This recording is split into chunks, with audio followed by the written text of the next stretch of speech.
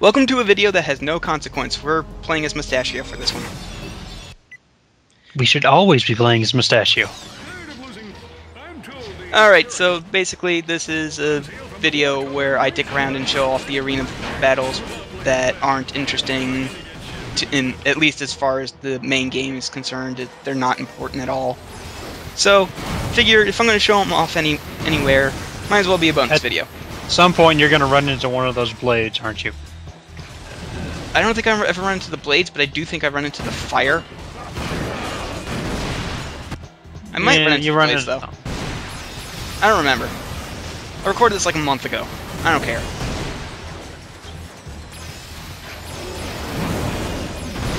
There's been no new footage since I recorded this particular thing until yesterday.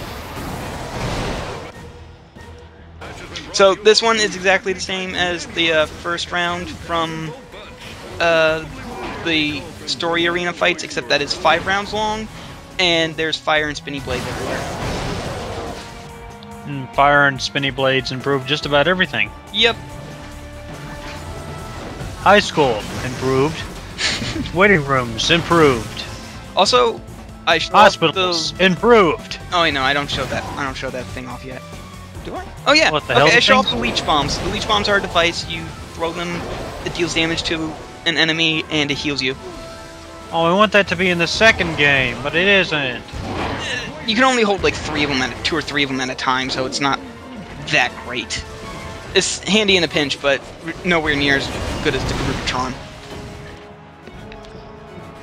And as you can see, these guys are pretty weak, so the shotgun just fucks them up. Crushes these little sword-carrying dudes. Well, actually, it seems like anything does, really. Yeah, they're weak, but the shotgun is best for dealing with them. Also, something I didn't know at first during my bouts in the arena is that if you start a new arena challenge, you automatically start with maximum ammunition. So if you're going for a bunch of challenges, you don't need to buy any ammo, which I do several times in this video because I didn't know that at first.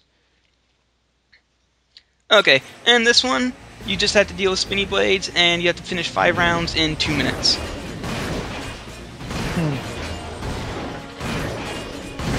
Some of the arena fights get a little more interesting later on, but these first 2 aren't that particularly exciting. These seem lackluster compared to the fights in the second game. Yeah, the next game has much better arena fights, in my opinion. But everybody's opinion. I think it's like saying water is wet. It's just your opinion. I think the main reason why the arena fights in the next one are so much better is because you have to go through entire cups in the story. I think the only one that isn't required by the story is the Raritanium Cup. So. But you only had to do the first one. You might. I don't remember. Oh, these. I'm pretty sure you only have to do the first one because I'm playing through it again. Okay. And I only had to do the first one to. Oh, I don't want to spoil it, but you do have to do the first one. I don't remember if you do. Okay. I'm pretty sure you only have to do the first. In every Ratchet and Clank game that's had an arena, which is everyone since the second game, you always have to do a couple fights in the story in order to progress. So that's not really that much of a spoiler. Yeah, but the reason why you're doing the arena is kind of a spoiler. Yeah. Anyway, how's your new job being the Target Electronics bitch? It's the same exact thing as the last time. I don't know, I haven't actually started working there yet. My job's got me a little bit stressed out, actually. Yeah, but your job's awesome, so... Well, yeah. I mean, but I do have 10 days to design and build a exhibit to hold a T-Rex skeleton. I mean, that's awesome. Yeah, okay, but it's like I have nothing. I don't even have materials right now. This particular fight is 3 rounds with the Shock Ravager as your only weapon. They force you to use the Shock Ravager. You can't even access your wheel in order to bring up a different weapon. That T-Rex is in the mail, man. It is arriving. It is going to be arriving in gigantic envelopes very soon. They have a couple of these. You can only use this weapon challenges. The Shock Ravager is actually one of the easier ones because it does a fair amount of damage. I just really hope, because I forget what all of them are, I just hope there isn't combustor only. And then here I buy the Tornado Launcher, which is a weapon I hate because you control it with the 6-axis, and the 6-axis is terrible, and even if you turn it off, you still have to control it with the 6-axis. Worst weapon. You can steer tornadoes by tilting the controller. Oh, and this one is a little different because you're restricted to only a wrench, but I didn't know that at first. But the way they make it easier is they throw out a Groovatron once a round, and you have to kill everything with your wrench. And since I didn't know that at first, I really wasted the first wave of Groovatrons. These sword guys are a bitch to take up close combat, so if you're doing this challenge... Well, yeah, they have a sword, 2 swords, and you have a wrench. The general strategy here is to go after them while the Groovatrons are up, ignoring most of the ranged enemies, because the ranged enemies will have terrible shots and will miss you a lot. So the blade guys take priority.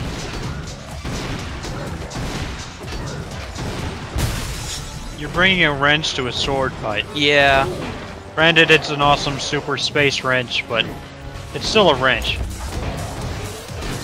Well, that's a different dance. Yeah.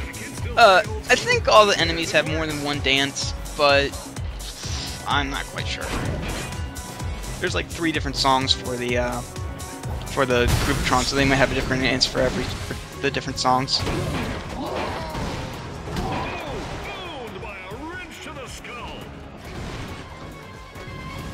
And luckily, this is the last round, and I have a couple really close calls this round.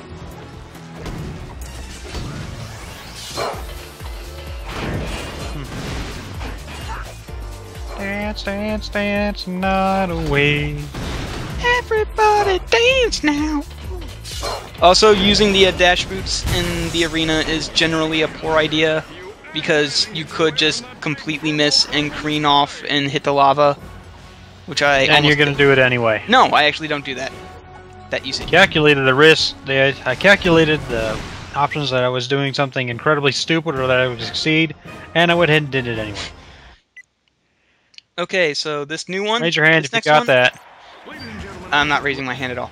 This next one is beat Crushto in under a minute, which I did the first time anyway. Oh, so he's back! He got his self-esteem back! Yeah. Good for him! Yeah, you have to beat him in under a minute, and I did that the first time anyway, so it's basically the same fight again. I like how the Shock Ravager makes it look like he has a 3-day beard. It's not the Shock Ravager, it's something else. The Shock Ravager is the whip. Oh. Whatever. I don't care. But as you can see, the Plasma Beasts take off huge chunks of his health.